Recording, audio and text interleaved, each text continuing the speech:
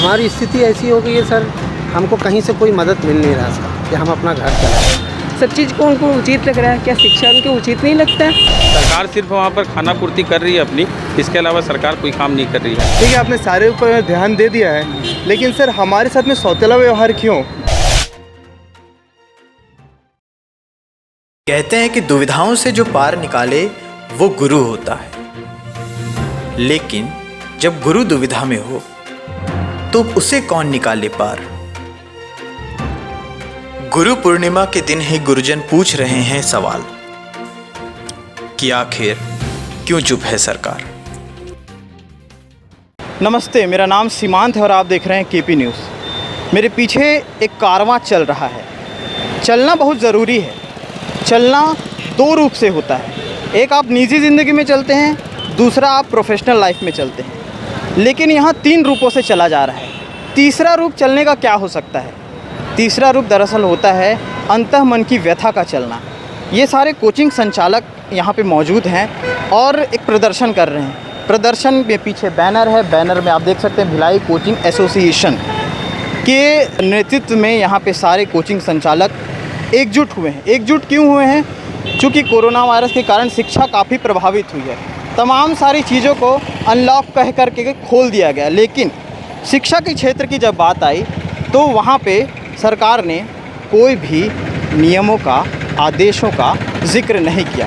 हम इनसे खुद इनकी व्यथा जानते हैं कि क्या कुछ इनके अंतःमन में चल रहा है और क्या चीज़ जो इस वक्त बेहद ज़रूरी होनी चाहिए वो इन्हीं से जानते हैं। सर हम लोग मार्च से लेकर के अभी तक जितने भी प्रतिनिधि होते हैं, चाहे पार्षद हो, महोदय जी हो, महापौर जी हो, विधायक जी हो, सांसद जी हो, हमारे मुख्यमंत्री जी हो, सब जगह हमने अपनी दुख जो है बताया। सब जगह से सर हमको ओनली रिसीविंग मिला है, जिससे हमारा घर नहीं चल रहा है। उस रिसीवर को ले जाकर मैं क्या करूँ सर? सभी चीज़ें खुल चुकी है सर। हम पहले भी बोले, अभी भी बोल रहे हैं, जितनी भी छूट देना है आप 10%, 20%, 10 बच्चे, 15 बच्चे, जो छूट देंगे उसमें कम से कम हम क्लास चालू कर लें सर। हमारी स्थिति ऐसी हो गई है सर, हमको कहीं से कोई मदद मिल नहीं रहा सर कि हम अपना घर चलाएं। सर ये 1 महीना 2 महीना ठीक है सर, लेकिन ये पूरा का पूरा 5 महीना हो गया सर। आगे स्थिति हमारी बिल्कुल नहीं है सर। क्या शिक्षा से ज़्यादा ज़रूरी शराब हो गया है, ऐसा लगता है सरकार को? शायद सरकार को ये लग रहा है, अगर शिक्षा नहीं होता तो सरकार भी कहाँ से होती। शिक्षा के बगैर सरकार भी नहीं बनती है। सभी चीज़ के लिए उनके पास परमिशन देने की अनुमति है। सब चीज़ को उनको उचित लग रहा है, क्या शिक्षा उनको उचित नहीं लगता है? शिक्षा उचित नहीं लगता। अगर ये उचित नहीं लगता है तो हम सब कहाँ जाएंगे?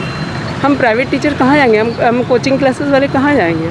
हमें वो सही डिसीजन ले। हम सब टीचर्स कोचिंग वाले लोगों को एक लिमिटेड के हिसाब से हमको क्लास खोलने की अनुमति दी जाए, या उनको जो बेटर लगता है हमारे फ्यूचर के लिए, हमारे घर के लिए, है ना, और हमारे भविष्य के लिए, जो हम लोग सब लोगों का भविष्य बनाए हैं, और हमारे भविष्य के लिए उनको जो बेटर लगता है वो हमारे लिए सोचे। तो मेरे को ऐसा ही लग रहा है कि सरकार शिक्षा को आगे बढ़ाने के बारे में सोच रही है। सरकार का उद्देश्य तो और पीछे चलते जा रही है। लोग चाह रहे हैं कि आगे बढ़े, लेकिन मेरे को नहीं नज़र आता कहीं भी कि शिक्षा के प्रति सरकार उतनी जवाबदेही तय नहीं कर पा रही है। आज देखो गवर्नमेंट स्कूलों में भी जो शिक्षा का स्तर है वो बहुत धीरे धीरे नीचे गिरता जा रहा है। सरकारें जितनी ध्यान दे रही है, जैसा बिल्डिंग बनाने से कुछ नहीं होगा, आपको टीचर को प्रशिक्षण देना पड़ेगा। टीचर को पर्याप्त रूप से कोई प्रशिक्षण सरकार द्वारा कोई विशेष प्रशिक्षण आयोजित नहीं किया जाता है। सरकार सिर्फ वहाँ पर खाना पूर्ति कर रही है अपनी, इसके अलावा सरकार कोई काम नहीं कर रही है। तो मेरे दृष्टि से तो मुझे नहीं लगता कि शिक्षा को लेकर सरकार उतनी सजग है। तो एजुकेशन हब बोलते हैं। जी हाँ सर। भिलाई एजुकेशन हब है। जी हाँ सर। ऐसा लग रहा है कि शिक्षकों को प्रताड़ित किया जा रहा है। सर सबसे पहले मैं ये बोलना चाहूँगा कि जैसे MSME किसान, ठीक है, आपने सारे ऊपर ध्यान दे दिया है, लेकिन सर हमारे साथ में सौतेला व्यवहार क्यों? मतलब कि सर मैं ये बोलना चाहता हूँ कि ठीक है, सारे लोग के लिए राहत पे का चलाव कर दिया गया है। सर आज हमें इतनी दिक्कत हो गई कि हम ये सोचने में मजबूर हो गए कि अब मेरा फैमिली कैसे चलेगा, मेरा किराया कैसे चलेगा, मेरा घर कैसे चलेगा। आज सर मैं ये सोचने को मजबूर हो गया हूँ कि कल के डेट में मेरे घर पे सब्जी आएगा कि नहीं। सर शिक्षक को नेशन बिल्डर कहा जाता है, लेकिन सर नेशन बिल्डर कैसे होगा सर? ये नेशन बिल्ड कैसे होगा जब तक कि ये शिक्षक ही सक्षम नहीं हो पाए? अगर पिछले 5 महीने से अगर कोचिंग संस्था बंद है, अगर बंद करवाना भी है तो शासन उसको मदद करे। शासन उसको अनुदान के रूप में एक राशि प्रदान करे। आपको मालूम है शासन अगर कोचिंग अगर डिस्टेंसिंग का बात करता है तो डिस्टेंसिंग शराब से ज़्यादा डिस्टेंसिंग नहीं हो सकती। आपको मालूम है आज शराब आज पुलिस विभाग को उसके सामने रख कर ऐसे बेचते हैं जैसे सोशल डिस्टेंसिंग में ऐसे भीड़ ऐसे उमड़ रहा है कि मानो ऐसा लगता है कि सोशल डिस्टेंसिंग का धज्जियाँ उड़ा रही है।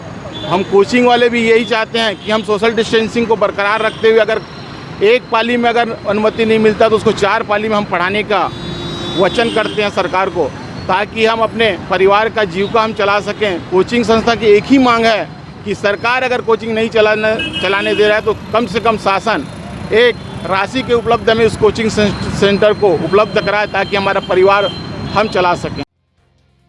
गुरु पूर्णिमा के दिन गुरुजनों को गुरु दक्षिणा में सरकार से जवाब चाहिए। फिलहाल सरकार न इन्हें कोई जवाब दे रही और न ही कोई लाभ। कैमरामैन सचिन मोरे के साथ सीमांत कश्यप की रिपोर्ट।